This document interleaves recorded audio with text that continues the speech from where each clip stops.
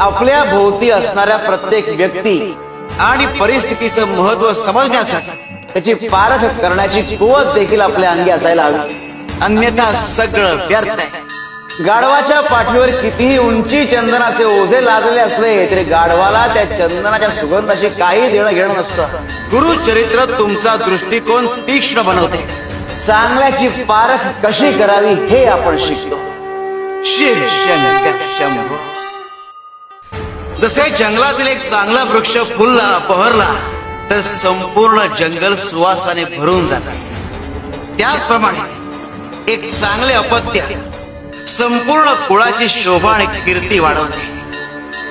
गुरुचरित्रात अशाच गुणवान मुलांच्या प्रेरणादायी कथांमधून आपल्याला हा बोध मिळतो. शिव शंकर शंभो.